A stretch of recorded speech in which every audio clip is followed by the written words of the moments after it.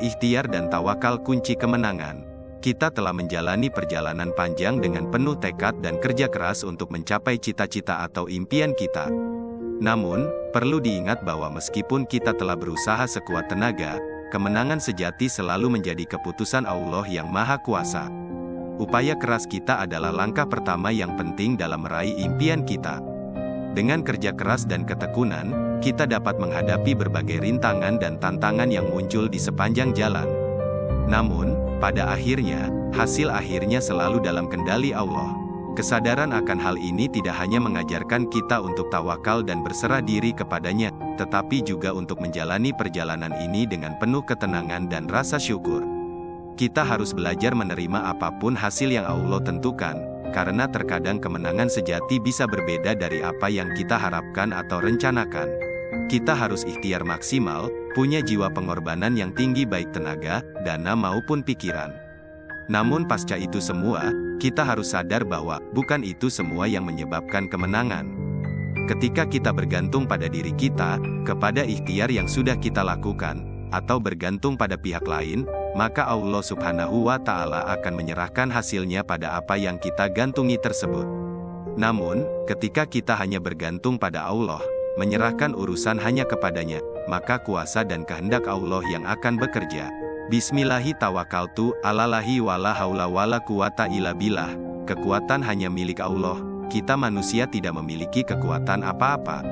Ketika kita hanya menggantungkan hanya pada Allah semata, dan mengakui bahwa kita nol, maka lihatlah berapa hasil dari 1 dibagi 0, hasilnya tidak terhingga.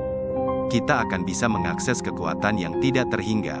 Renungkanlah doa berikut, resapi maknanya, insya Allah kita akan mengakui kelemahan diri. Ya Hayyu Ya Qayyum, Ya Badiya Samawati wal Ard, Ya Zal Jalali wal Ikram. La ilaha illa anta birahmatika nastaghits. Aslih lana syanana kulohu, wala takilna ila anfusina torfata ainin, wala ila ahadin min holkika, wahai yang maha hidup, wahai yang maha mengurus, wahai yang maha menciptakan langit dan bumi, wahai yang memiliki kegagahan dan kemuliaan. Tidak ada Tuhan selain Engkau. Dengan rahmat-Mu kami meminta pertolongan, bereskanlah semua urusan kami, jangan Engkau serahkan diri kami kepada penguasaan kami walaupun hanya sekejap mata. Dan jangan pula kepada seorang pun dari hamba-hamba-Mu.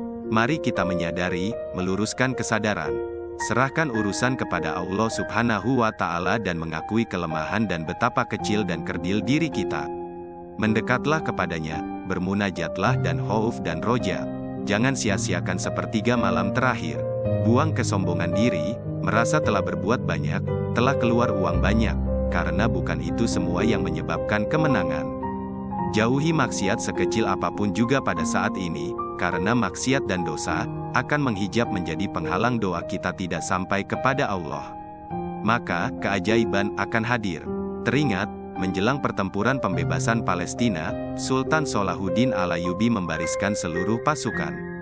Beliau memanggil ke depan beberapa puluh orang dan menyuruh mereka pulang ke ibu kota dan tidak usah ikut berperang.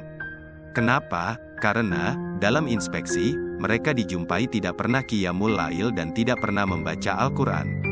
Beliau tidak ingin kehadiran orang-orang ini akan menghalangi kemenangan dari Allah Subhanahu wa Ta'ala. Bagaimana dengan kita?